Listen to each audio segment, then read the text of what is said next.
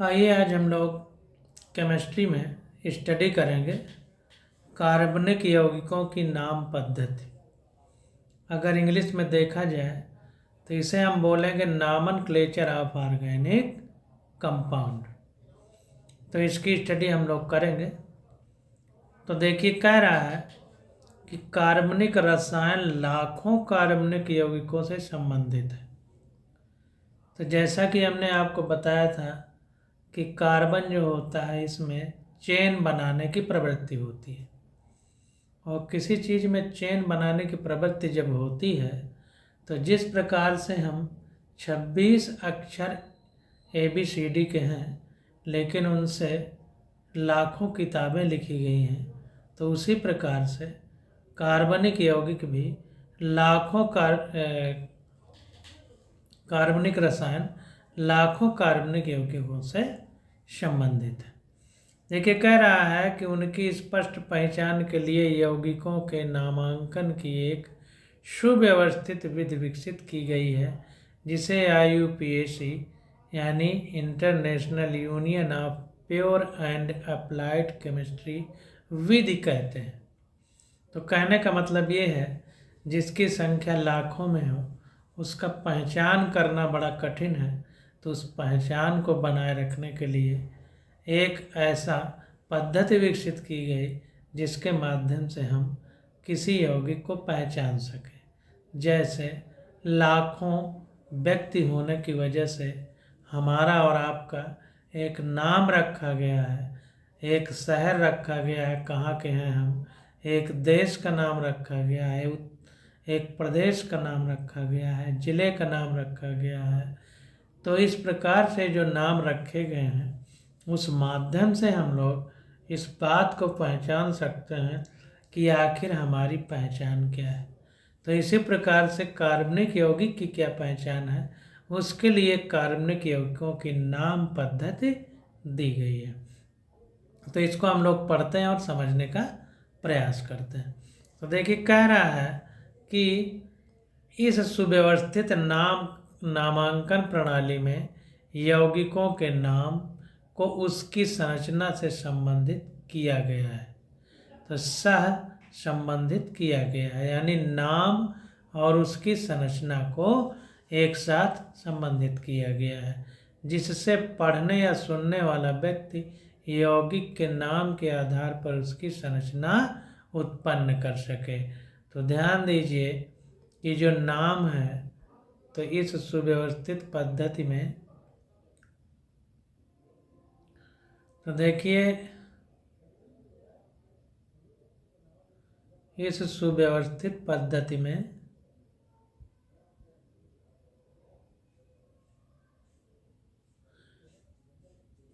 नामांकन प्रणाली में यौगिकों के नाम को उसकी संरचना से सहसंबंधित किया गया, जिससे पढ़ने या सुनने वाला व्यक्ति यौगिक के नाम के आधार पर उसकी संरचना उत्पन्न कर सके। तो ध्यान दीजिए कि इस पद्धति में जो नाम रखने की विचारधारा है उसमें संरचना को उसके नाम से संबंधित किया गया है। अब थोड़ा सा हम और आगे बढ़ते हैं। कह रहा है IUPAC पद्धति से पूर्व कार्बनिक यौगिकों का नाम उनके स्रोत अथवा किसी गुण के आधार पर किया जाता था। तो जब ये IUPAC पद्धति नहीं आई थी तब जो हम कार्बनिक यौगिकों का नाम रखे थे तो वो कहाँ से प्राप्त हुए हैं और उनमें क्या गुणधर्म है, इस आधार पर हम लोग नाम पहले रखते थे। जैसे यहाँ पर देखिए बताया जा रहा है कि साइट्रिक अम्ल का नाम उसके सिट्रस अम्लों में पाए जाने के कारण दिया गया है। तो सिट्रस फलों में पाए जाने के कारण दिया गया है। तो जितने सिट्रस फल हैं उनमें ये एसिड पाया जाता है, ये अम्ल पाया जाता है, इसलिए उसका नाम साइट्रिक एसिड रखा गया है। लाल चींटी में पाए जाने वाले अम्ल का नाम फार्मिक अम्ल दिया गया है, क्योंकि चींटी के लिए लैटिन शब्द फार्मिका है। तो ध्यान दीजिए कि साइट्रिक अम्ल नाम इसलिए दिया गया है क्योंकि जिस फल में वो पाया जाता है उसका नाम सिट्रस फल है और चींटी में पाए जाने वाले एसिड का नाम फार्मिक एसिड है, क्योंकि चींटी को लैटिन भाषा में फॉर्मिका कहते हैं। यह नाम पारंपरिक है, मतलब ऐसा नाम लिया जाता है। अब कह रहा है ये रूढ़ यानी ट्राइबल अथवा सामान्य यानी कॉमन नाम कहलाते हैं। तो रूढ़ का मतलब और पुराने समय से, जैसे कहते नहीं कि आप रूढ़वादी विचारधारक हैं, मतलब पुराने से जो चला आया उसी को मानते हैं, ये कहने का मतलब। तो या तो ये सामान्य जैसा बोलचाल की भाषा में है वैसे नाम हैं, या फिर जो प्रचलन में बहुत पुराने समय में रूढ़वादी यानी ट्राइबल है उस आधार पर है। करा वर्तमान समय में भी कुछ यौगिकों को सामान्य नाम दिए जाते हैं। उदाहरणार्थ जैसे कुछ वर्ष पूर्व प्राप्त कार्बन के एक नवीन रूप C60 गुच्छे, जिसको क्लस्टर अंग्रेजी में कहते हैं, का नाम बर्कमिंस्टर फुलेरीन रखा गया। तो ध्यान दीजिए कि कुछ ऐसे नाम हैं जो आज भी रखे जाते हैं। जैसे कह रहा है कि कुछ वर्ष पूर्व प्राप्त कार्बन के एक नवीन रूप C60 गुच्छे यानी C60 क्लस्टर का नाम बकमिंस्टर फुलेरीन रखा गया, क्योंकि इसकी आकृति अल्पांतरी गुंबदों यानी जियोडेसिक डोम्स से मिलती जुलती है। तो ध्यान दीजिए, अब भी वही स्थिति है कि जो हमें कार्बन 60 मिला है, चूँकि ये गुच्छे के रूप में है, क्लस्टर के रूप में है, और इसकी आकृति हमारी अल्पांतरी गुंबदों यानी जियोडेसिक डोम्स से मिलती जुलती है, इसलिए इसका नाम बकमिंस्टर फुलेरीन रखा गया है। तो ध्यान दीजिए, आज भी ऐसी स्थिति है कि हम जैसे बोलचाल की भाषा या रूढ़वादी विचारधारा के आधार पर कुछ नाम देख सकते हैं। अब देखिए, कह रहा है कि प्रसिद्ध अमेरिकी वास्तुशिल्पी आर बकमिंस्टर फुलेरीन ने इन्हें लोकप्रिय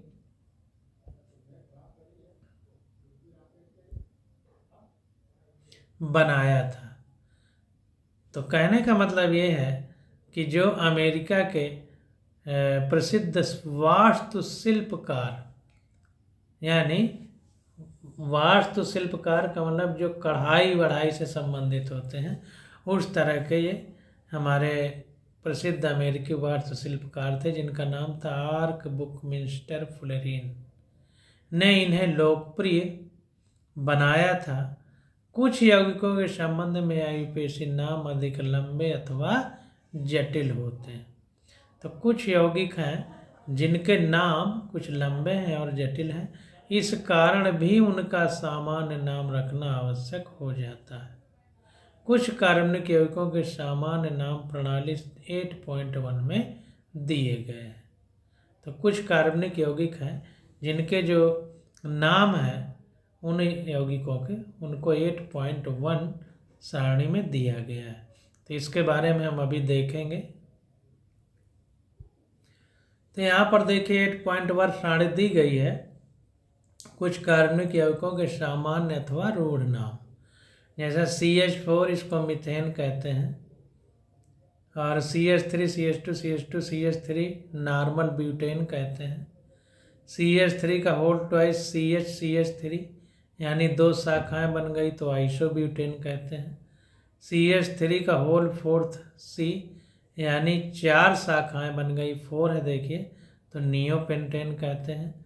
CH3, CH2, CH2 OH, OH group लग गया और सीधी चेन है तो नॉर्मल प्रोपिल एल्कोहल कहते हैं, क्योंकि 1, 2, 3 कार्बन है OH के अलावा। इसी प्रकार HCHO को फॉर्मेल्डिहाइड कहते हैं। CH3 का होल ट्वाइस CO, इसको एसीटोन बोलते हैं। CHO एल्डिहाइड ग्रुप है, C डबल बॉन्ड O के साथ CH, मतलब ये 2 शाखाओं में अगर कार्बन है तो उसे कीटोन बोलते हैं। और इसी प्रकार से CH3 को क्लोरोफॉर्म बोलते हैं। CH3COOH को एस्टिक अम्ल बोलते हैं। C6H6 को बेंजीन बोलते हैं। C6H5OCH3 को एनिसॉल बोलते हैं। C6H5NH2 को एनिलीन बोलते हैं। C0H5COCH3 को एसिटोफिनोन बोलते हैं। यहाँ पर देखिए ध्यान देने लायक है, यहाँ C6H5 होना चाहिए, थोड़ा गड़बड़ी। ये देखिए इंग्लिश वाली बुक में C6H5COCH3 एसिटोफिनोन। तो ध्यान दीजिए हिंदी वाली बुक में कहीं कहीं पर कुछ मिस्टेक है, तो ये C0 नहीं C6 है। इसी प्रकार CH3 वो CH2CH3 को एथिल मेथिल ईथर बोलते हैं। तो ये देखिए एक तरफ CH3 यानी एथिल ग्रुप है, मेथिल ग्रुप है, एक तरफ CH2CH3 एथिल ग्रुप है, इसलिए एथिल मेथिल ईथर कहते हैं। बीच में O है, ऑक्सीजन है, तो चूँकि एथिल ABCD में E पहले आता है, M बाद में आता है, इसीलिए एथिल पहले लिखा गया है, मेथिल बाद में लिखा गया है। तो ये चीज़ें सब हमें समझने के लिए समझना चाहिए इन बातों को हमें। अब देखिए आगे आ जाता है IUPAC नामकरण, यानी IUPAC पद्धति के आधार पर नाम कैसे लिखा जाएगा, तो इस विषय पे हमें विचार करना है। तो इसको देखते हैं, the IUPAC system of nomenclature. तो देखिए कह रहा है किसी कार्बनिक यौगिक को सुव्यवस्थित नाम देने के लिए मूल हाइड्रोकार्बन तथा उससे जुड़े क्रियात्मक समूहों की पहचान करनी होती है। नीचे दिए गए उदाहरण को देखिए। चयनक हाइड्रोकार्बन के नाम में उपयुक्त पूर्वलग्न, अंतर्लग्न तथा अनुलग्न को संयुक्त करके वास्तविक यौगिक का नाम प्राप्त किया जा सकता है। तो ध्यान दीजिए यहाँ पर इंग्लिश में समझिए कि दो तीन शब्द हैं, जैसे system name of an organic compound is generally derived bye identifying the parent hydrocarbon, यानी जो पेरेंट हाइड्रोकार्बन है उसके आधार पर हम उसके नाम की बात सोचेंगे। And the functional group attach to it, और इससे फंक्शनल ग्रुप अटैच रहेगा। फंक्शनल ग्रुप मतलब क्रियात्मक समूह, जैसे यहाँ पर CH3 का होल ट्वाइस CO है, इसको एसीटोन बोलते हैं। तो ये कीटोन एक हमारा जो होता है फंक्शनल ग्रुप होता है। इसी प्रकार देखिए एसिड बोलते हैं, तो ये COOH हमारा फंक्शनल ग्रुप है। इसको इसी प्रकार से ईथर फंक्शनल ग्रुप है, एल्कोहल फंक्शनल ग्रुप है। तो इस तरह से हम लोग इन बातों को समझेंगे। तो यहाँ पर देखिए सारी बातों को स्पष्ट करके बताया गया है। कह रहा है see the example given below, नीचे जो है ये उदाहरण दिया गया है। तो थोड़ा हिंदी वाली बुक में देखते हैं। तो यहाँ पर देखिए क्रियात्मक समूह यानी फंक्शनल ग्रुप की बात की गई है। अब यहाँ पर देखिए पूर्व लग्न को प्रीफिक्स और अंतर्लग्न मतलब अंत वाले को सफिक्स कहते हैं। प्री जैसे प्री मेंस एग्जाम होते हैं तो प्री का मतलब पहले होता है, तो प्रीफिक्स का मतलब जो पहले लगेगा, सफिक्स का मतलब जो बाद में लगेगा। इस बात को हमें समझना है। तो यहाँ पर देखिए कह रहा है कि जनक हाइड्रोकार्बन के नाम में उपयुक्त पूर्वलग्न यानी प्रीफिक्स, अंतर्लग्न यानी सफिक्स तथा अनुलग्न को संयुक्त करके वास्तविक यौगिक का नाम प्राप्त किया जा सकता है। अनुलग्न मतलब उसके साथ में जो लगा हुआ है। The parent name can be modified to obtain the actual name by further using prefix and suffix. ये एग्जाम्पल नीचे दिया गया है। अनुलग्न मतलब उसी के साथ में जो और लगा हुआ है। अब देखिए नीचे एग्जाम्पल दिया जा रहा है तो इसको समझेंगे। तो कह रहा है केवल कार्बन तथा हाइड्रोजन युक्त यौगिक हाइड्रोकार्बन कहलाते हैं। तो केवल कार्बन अगर है, केवल कार्बन तथा हाइड्रोजन युक्त यौगिक हाइड्रोकार्बन कहलाएंगे। नाम से ही पता चल रहा है हाइड्रोजन है उसमें और कार्बन है। कार्बन कार्बन एकल आबंध वाले हाइड्रोकार्बन को संतृप्त हाइड्रोकार्बन कहते हैं।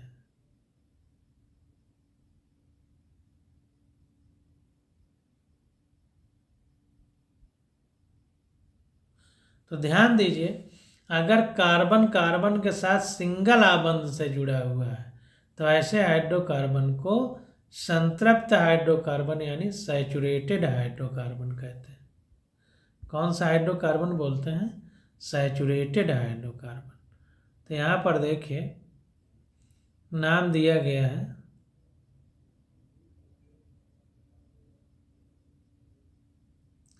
कार्बन कार्बन सिंगल बॉन्ड वाले को सैचुरेटेड, यहाँ पर सैचुरेटेड कहा जाएगा if contain only carbon carbon single bond. तो इसको हमें ध्यान देना है। अब आगे देखिए कह रहा है कि ऐसे यौगिकों की सजातीय श्रेणी के आईयूपीएसी सुव्यवस्थित आईयूपीएसी नाम को एल्केन कहते हैं। तो ध्यान दीजिए, अगर सिंगल बॉन्ड है, एकल आबंध यानी सिंगल बॉन्ड है,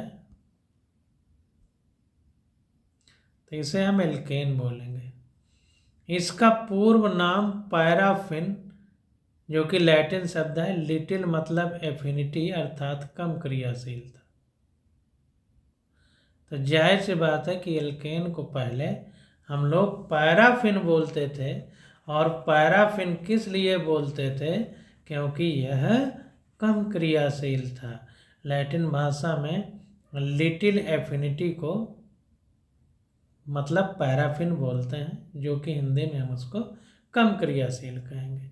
असंतृप्त हाइड्रोकार्बन में कम से कम एक कार्बन कार्बन द्विआबंध या त्रिआबंध होता है। तो ध्यान दीजिए, सिंगल बॉन्ड के अलावा अगर 2 या 3 बॉन्ड वाले कार्बन कहीं दिख जाएंगे तो हम उसे असंतृप्त हाइड्रोकार्बन यानी अनसैचुरेटेड हाइड्रोकार्बन बोलेंगे। ये बात निकल के सामने आ गई। अब देखिए आगे देखते हैं। यहाँ पर हमें एक नीचे चेन दी गई है, तो इसके बारे में देखते हैं। तो यहाँ पर देखें CH3 CH CH2 CH CH CH3 इस तरह चेन बनाई गई है। तो ये चेन और नीचे भी CH3 है। तो ये जो चेन है इसको हम लोग क्या बोलते हैं? शाखा यानी ब्रांच। इसके बाद देखिए इस हाइड्रोकार्बन जहाँ लगे होंगे उसी को शाखा बोलेंगे, यानी हाइड्रोजन और कार्बन, इसके अलावा और कुछ ना हो तो वो शाखा हो जाएगी। तो यहाँ पर देखिए इतना ये शाखा हो गई है, इसकी ब्रांच है। ब्रांच मतलब शाखा। ये पूरा जो है जनक श्रृंखला यानी पेरेंट चेन है, और ये इसकी ब्रांच यानी शाखा है। इसको थोड़ा सा इंग्लिश में भी देख लेते हैं।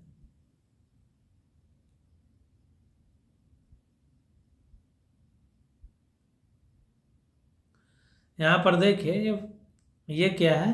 पेरेंट चेन है। ये जो सबसे बड़ी होती है उसको पेरेंट चेन बोलते हैं, और जो छोटी है इसको इसकी शाखा कह देंगे। तो ध्यान देना है, जो शाखा होती है वो कभी इस कार्बन से नहीं होगी, क्योंकि इस कार्बन पे होती तो ये पूरी ही पेरेंट चेन हो जाती। एक कार्बन को छोड़कर कहीं से वो निकलती है, तब उसे हम शाखा बोलते हैं। इस बात को थोड़ा सा ध्यान देना है। अगर यही कार्बन यहाँ लग गया होता इस तरह, तो CH3 CH2 ये हो जाता, तो यहाँ पर क्या हो जाता? फिर ये हमारी ये खुद इसी पेरेंट चेन में गिनती होती, फिर शाखा नहीं कह सकते थे। इसके बाद देखिए हाइड्रोकार्बन के अलावा ये ब्रोमीन है इसलिए फंक्शनल ग्रुप है, ये OH है इसलिए फंक्शनल ग्रुप है।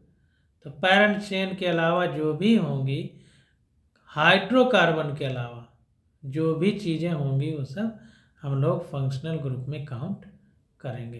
तो ये फंक्शनल ग्रुप यानी क्रियात्मक समूह है हमारे। अब देखिए आगे आ जाता है एल्केनों की आईयूपीएसी नाम पद्धति। अब एल्केन किसको कहते हैं? एल्केन मतलब जिसमें सिंगल बॉन्ड से जुड़े हुए हाइड्रोकार्बन हो,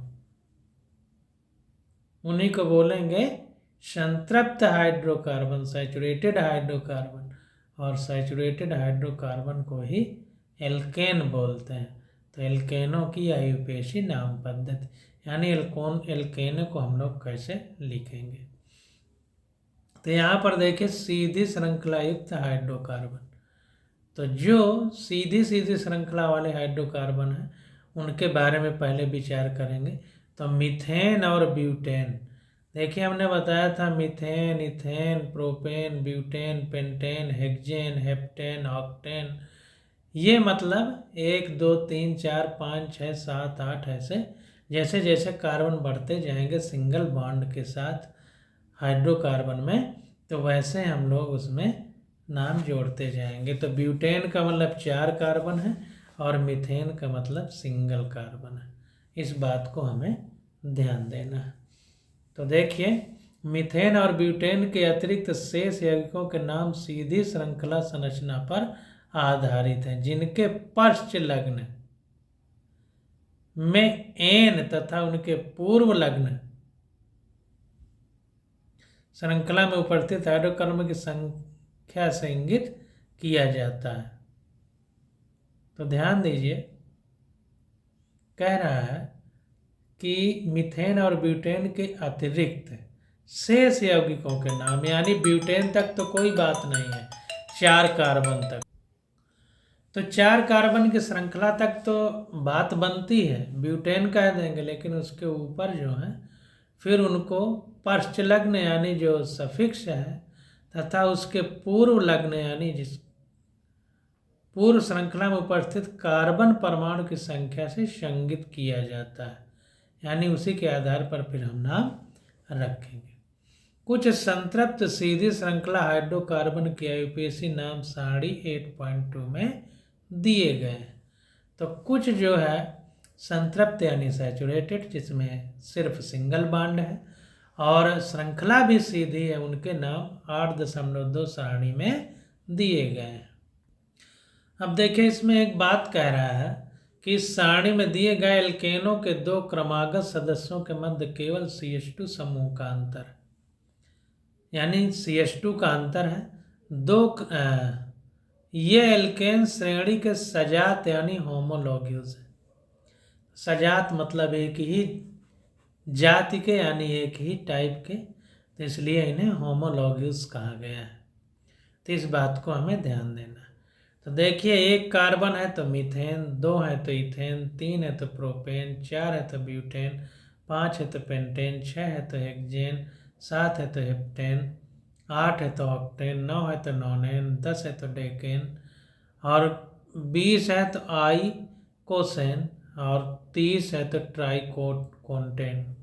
इस तरह से हम लोग नाम देते हैं और सब में बीच में CH2 CH2 CH2 CH2 इस तरह से हमें लिखना है, अंतर सिर्फ CH2 का ही रहेगा, तो इस बात को हमें ध्यान देना है।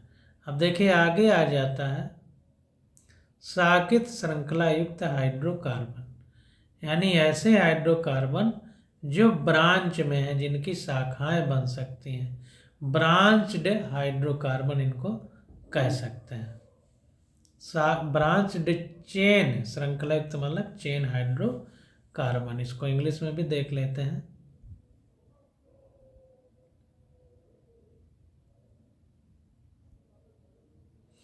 यहाँ पर देखिए लिखा है ब्रांच्ड चेन हाइड्रोकार्बन, तो शाखित श्रृंखला युक्त हाइड्रोकार्बन, तो इसके बारे में हम लोग स्टडी करेंगे। तो देखिए कह रहा है कि शाखित श्रृंखला युक्त हाइड्रोकार्बन यानी ब्रांच्ड चेन से युक्त यौगिकों में कार्बन परमाणुओं की छोटी श्रृंखलाएं जनक के श्रृंखला एक या कई कार्बनों के साथ जुड़ी रहती है। तो कहने का मतलब ये है कि जो जनक श्रृंखला, जैसे हमने अभी ऊपर पढ़ा पैरेंट चेन, तो उससे एक छोटी सी शाखित श्रृंखला जुड़ी थी, तो उसी प्रकार से यहाँ होगा। ये छोटी कार्बन श्रृंखला यानी शाखाएं एल्किल समूह कहलाती हैं। इनको क्या बोलते हैं? एल्किल ग्रुप बोलते हैं इन श्रृंखलाओं को। जैसे एग्जाम्पल नीचे दिया जा रहा है, तो देखिए यहाँ पर CH3 CH CH2 CH2 है, यहाँ पर CH3 लगा है, तो ये एल्किल समूह हो जाएगा। इसी प्रकार यहाँ पर देखिए CH3 CH CH2 CH CH3 और इस CH में CH2 CH3 है और यहाँ पर ये हमारा CH CH3। अब देखिए इसमें क्या होगा कि पैरेंट चेन इस तरह से ये आएगी, क्योंकि जो सबसे लंबी चेन होगी उसी को हम पैरेंट चेन बोलेंगे। तो यहाँ पर देखिए हम ऐसे भी जा सकते हैं, यानी इसको पैरेंट चेन कह सकते हैं इस तरह से। एक ये भी रहेगा इसमें, तो 1 2 3 4 5 6 कार्बन है। या हम ऐसे भी जा सकते हैं 1 2 3 4 5, ये नहीं होगा, ये होगा, तो हम ऐसे जा सकते हैं इस तरह से। तो 1 2 3 4 5 6, ये भी हमारी पैरेंट चेन हो जाएगी, जनक श्रृंखला। कैसे भी मान सकते हैं, तो अगर हम ऐसे मानेंगे तो 2 एल्किल ग्रुप ये हो जाएंगे। तो इस तरह से हम लोग इसको समझते हैं।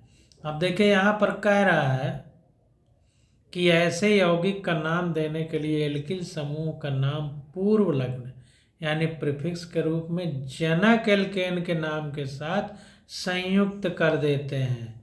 तो ऐसे यौगिकों का नाम देने के लिए हम लोग क्या करते हैं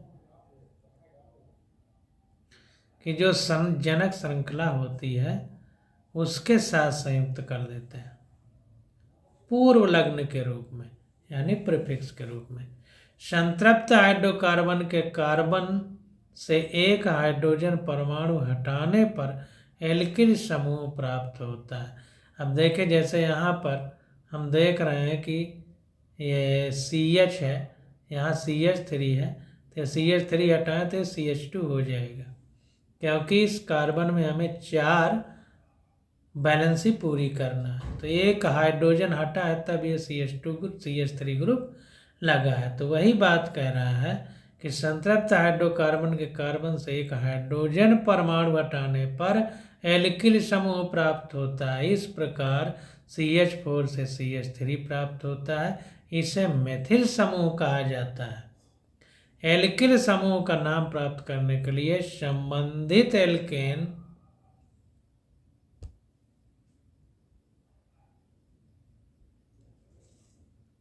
के नाम से एन को इल द्वारा विस्थापित करते हैं। जैसे एल्केन है तो एल्किल हो जाएगा। कुछ एल्किल समूहों के नाम सारणी 8.3 में दिए गए हैं। तो कुछ एल्किल समूह हैं जिनके नाम सारणी 8.3 में दिए गए हैं। जैसे एल्केन में अब हम ग्रुप बना देंगे तो उसको इल लगा देंगे। यहाँ पर देखिए जैसे CH4 है तो मेथिल, C2H6 है तो एथिल, C3H8 है तो प्रोपिल, C4H10 है तो ब्यूटिल, 10 है तो डेकिल, CH3 methane, CH2CH3 ethane, CH2CH2CH3 propane, CH2CH2CH2CH3 butane, CH2 का होल 8 CH3, तो 8 और 1 9 1 10 10 हो गए, तो इसलिए डेकेन। तो जैसे ये इधर हैं मीथेन, तो अगर ग्रुप के नाम में रखेंगे तो मेथिल हो जाएगा। इथेन है ग्रुप के रूप में लिखेंगे तो एथिल हो जाएगा। तो इस प्रकार से हम लिखते हैं। तो एल्किल समूह का नाम प्राप्त करने के लिए संबंधित एल्केन के नाम से एन को इल द्वारा विस्थापित करते हैं। कुछ एल्किल समूह का नाम 8.3 सारणी में दिए गए हैं, जिनके बारे में हम लोगों ने अभी पढ़ लिया। अब देखिए क्या कह रहा है, कह रहा कुछ एल्किल समूहों के नाम लघु रूप में लिख दिए जाते हैं। जैसे मेथिल को यमी, एथिल को ईटी, प्रोपिल को PR तथा ब्यूटिल को BU लिख देते हैं। तो इस बात को ध्यान देना है कि कुछ जो है ऐसे ग्रुप हैं जिनके नाम हम लोग शार्ट में रख देते हैं। जैसे मेथिल को यमी, एथिल को ईटी, प्रोपिल को PR तथा ब्यूटिल को BU लिख देते हैं। एल्किल समूह शाखित भी होती है, जैसा नीचे दिखाया गया, यानी ब्रांच्ड भी हो सकती है। साधारण शाखित समूहों के विशिष्ट रूढ़ नाम होते हैं।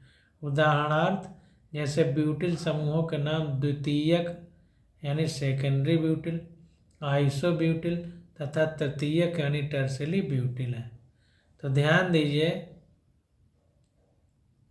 कुछ समूह ऐसे हैं एल्किल समूह जो शाखित भी होते हैं और उन शाखाओं को अलग हिसाब से नाम दिया जाता है, जैसे secondary butyl, isobutyl, tertiary butyl आदि सब।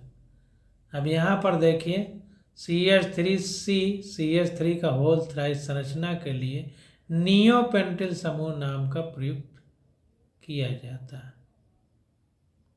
तो ध्यान दीजिए यहाँ पर देखिए CH है, आगे चेन होगी CH3 दो ग्रुप हैं, तो इसको आइसोप्रोपिल नाम दिया गया क्योंकि यहाँ पर 3 हो गए, 1 2 3 आगे ब्रांच।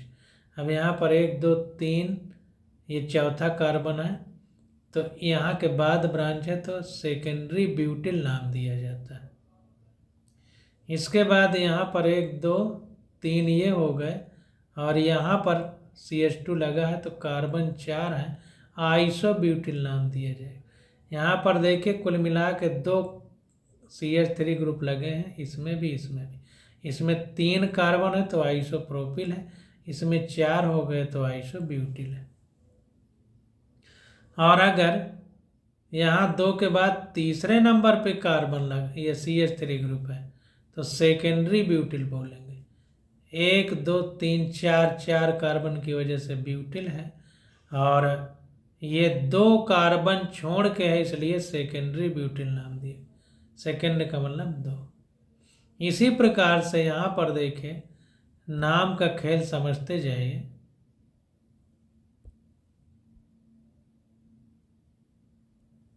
यहाँ पर देखें इसको टर्शियरी ब्यूटिल बोलते हैं, ये सेकेंडरी ब्यूटिल है, ये टर्शियरी ब्यूटिल है। तो ये नाम बहुत इम्पॉर्टेंट है, तो इनको आप लोग ध्यान दीजिए। ये टर्शियरी ब्यूटिल है।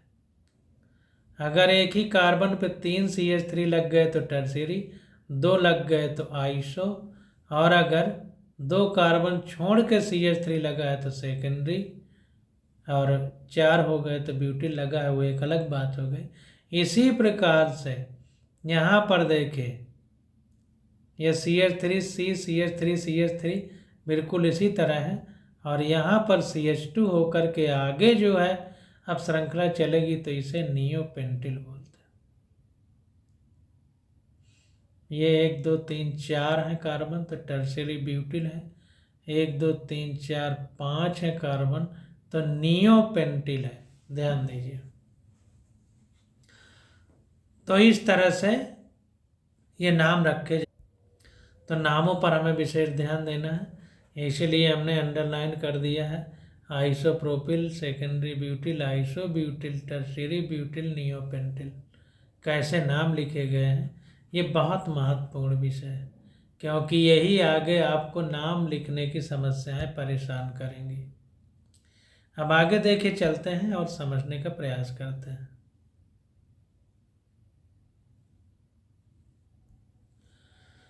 अब देखिए आगे आ जाता है शाखित श्रृंखला एल्केनों का नामकरण, यानी नॉमेनक्लेचर ऑफ ब्रांच्ड एल्केन।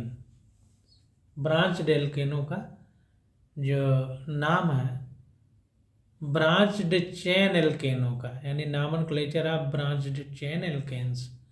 तो इसके बारे में हम स्टडी अगले लेक्चर में करेंगे। आज बस यही था।